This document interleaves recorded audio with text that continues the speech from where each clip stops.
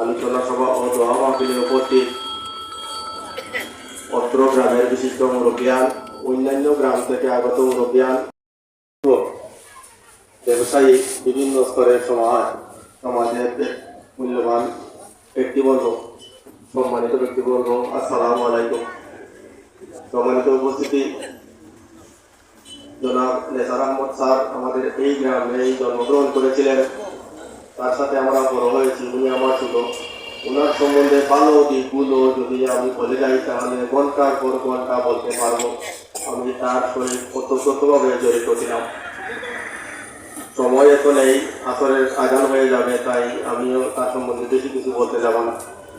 সম্মানিত উপস্থিতি, জনাব নেসার আহমদ স্যার 1969 সালের নভেম্বর মাসে আমাদের এক ঐতিহ্যবাহী মুসলিম পরিবার আজিম মসিউদ্দিন সাহেবের পরিবারে জন্মগ্রহণ করেন।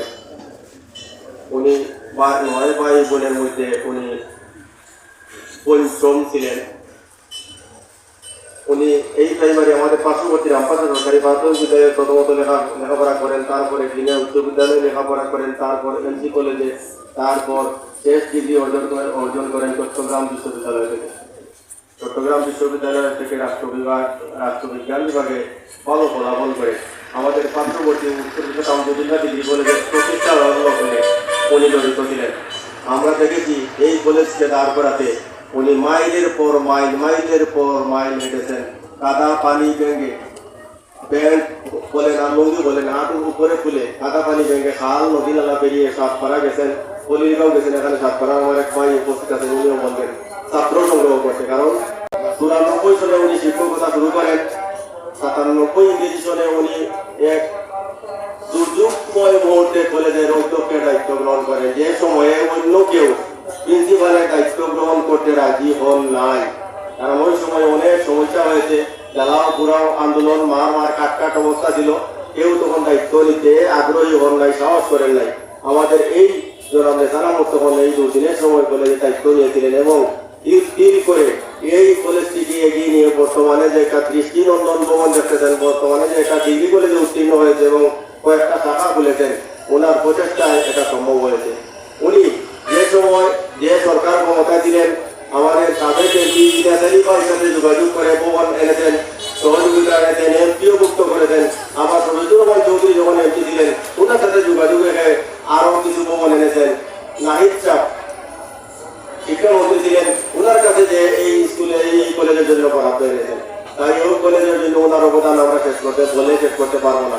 আপনারা জানেন এই কলেজে 2-3বার শ্রেষ্ঠ শিক্ষা প্রতিষ্ঠান হিসাবে এই উপজেলার ভিতরে মর্যাদা পেয়েছে। আবার আমাদের এই অধ্যক্ষ 2-3বার শ্রেষ্ঠ অধ্যক্ষের মর্যাদা অর্জন করেছেন। যদি প্রিন্সিপাল স্যারের সুনাম না থাকতো, দক্ষতা না থাকতো, তাহলে একটা উপজেলায় তো আরো কয়েকটা কলেজ আছে, ওনারা শ্রেষ্ঠ হলেন না কেন? তো ওনার শুধু কলেজেই ওনার জ্ঞান বুদ্ধি, জ্ঞান আর দয়া মায়া কলেজে সীমাবদ্ধ ছিল না। ওনার পরিবারে একটি ভালো পরিবার, ওনার পরিবার থেকে কোটি টাকা খরচ করে আমাদের গ্রামে একটি মসজিদ নির্মিত হয়েছে, দৃষ্টিনন্দন মসজিদ নির্মিত হয়েছে। ওনাদের পরিবার থেকে সাহায্য সহযোগিতা নিয়ে আমাদের এই বড় মসজিদ, কেন্দ্রীয় মসজিদে সহযোগিতা করেছেন।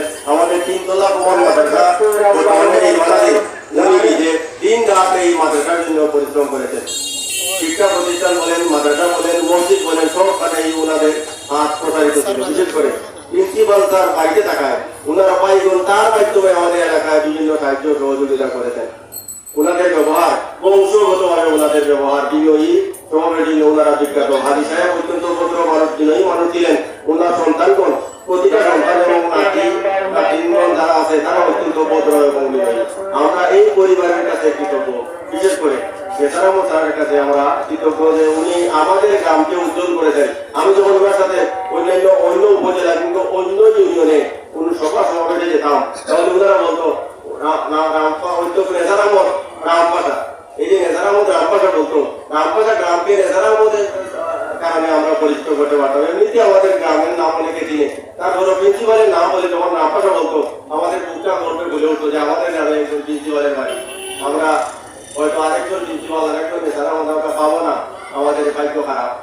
সম্মানিত উপস্থিতি, বলার অনেক কিছুই আছে, সব কিছু সব সময় বলা যায় না। সামনে ইলেকশন, আমরা যদি বেশি কিছু বলতে যাই হয়তো কারো ভালো কারো মন্দ এরকম হয়ে যাবে। মানসিক কষ্ট মিশামিশি মানসিক কষ্ট দিয়ে থাকে, শারীরিক কষ্ট দিয়ে থাকে, চাপ দিয়ে থাকে। আমরা গ্রামবাসী দেখেছি উনি স্বাভাবিকভাবে মৃত্যুবরণ করেন নাই, কিন্তু অনেক কষ্টে ছিলেন, অনেক চাপে ছিলেন। এই চাপের কারণে কষ্টের কারণে ওনার শারীরিক সমস্যা, হার্টের সমস্যা দেখা দিয়েছে। তারপরে চিকিৎসা করেছেন, চিকিৎসার এক পর্যায়ে সব কিছু ব্যর্থ করে দিয়ে উনি আমাদের দেশে চলে গেছেন। আমার কথা হলো উনি যদি কোনো দুষ্টা করে থাকেন আর যদি ওনার উপর এই এত অপমান এত মিথ্যা অভিযোগ কেউ বা কারা কোনো গোষ্ঠী বা দল কোনো ব্যক্তি এড়ে থাকেন না, কষ্ট দিয়ে থাকেন, আল্লাহ রাব্বুল আলামিন যেন ওনাদের বিচার করেন। এখানে যারা আছেন আপনারা হয়তো জানেন না, আর্থিক পেপার নিয়ে যেসব কথাবার্তা বলা হয় ভিতরের খবর যারা জানেন। এখানে আবার ওনার ছেলে ওনার বাকি যারা আছেন আমাদের প্রিন্সিপালের বর্তমানে 20 লাখের কাছাকাছি এরিয়া আছে, কিন্তু ওনার ভাই বলে জন্য কোনো জন নাই। ওনারা বলছে 1 কোটি টাকা হোক, আমাদের ভাই বাকি ছিল, যেখানে ইচ্ছা দিয়েছে, মাদ্রাসা দিয়েছে, মসজিদে দিয়েছে, যেখানে ইচ্ছা দিয়েছে, কোনো অসুবিধা নাই। যদি 20 টাকা আমার ভাই করে থাকে আমরা দিয়ে দিই। ওনার ছেলে ওনার বাকিটা বাড়িতে আছে, বাচ্চা বলতেছে আমার টাকা কোনো লাগবে না, আমার এই ছোট টাকা যা যদি কোনো ঋণ করে টাকা ওগুলো আমি কোনো চিন্তা নাই।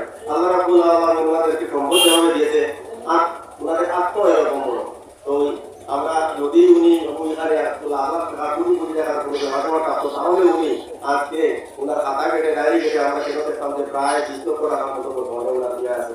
তো এই জন্য আমি বলতেছি ওনাকে হেরাস করার জন্য, ওনাকে কষ্ট দেওয়ার জন্য, বেকায়দায় ফেলার জন্য, মানুষকে অপমান করার, আমরা যারা চাকরি দিবি তাদেরকে সহজে বামে ফেলার জন্য একটা হয় আপনি নারী সংক্রান্ত কোনো অভিযোগ করতে পারেন, তাহলে ওনার কাম শেষ।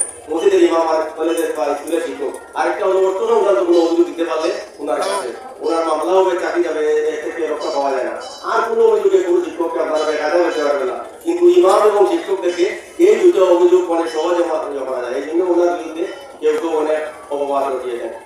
আমি ওনাদের বিরুদ্ধে ওনাদের সম্বন্ধে এই কথাটাই বলবো যে আল্লাহ রাব্বুল আলামিন যেন সঠিক বিচার করেন। যদি আমাদের এত মহামূল্যবান এই ব্যক্তি কি দিলেন আমাদের জন্য, আমরা রামপাশা বাড়ি জানি, ইউনিয়ন বাড়ি জানি, উপজেলা বাড়ি জানি, এখানে আজকে আসার কথা ছিল মিসবাউদ্দিন প্রবাসী কল্যাণ ট্রাস্টের ট্রাস্টি মিসবাউদ্দিন সাহেব, এখানে আমাদের দলামিয়া তারা মহামুদ্দিন তারা বড় বড় ব্যক্তিবর্গ উপস্থিত হওয়ার কথা ছিল, কিন্তু নির্বাচনের কারণে তাৎক্ষণিকভাবে ওনাদের কোনো নেতৃবৃন্দ ওনাকে ডেকেছেন। এই দলের নেতৃবৃন্দ তাকে যেতে হয়, ওই দলের নেতৃবৃন্দ তাকে যেতে হয়, আমাদের এই প্রোগ্রাম ছেড়ে ওনারা ওইখানে যেতে হয়েছে।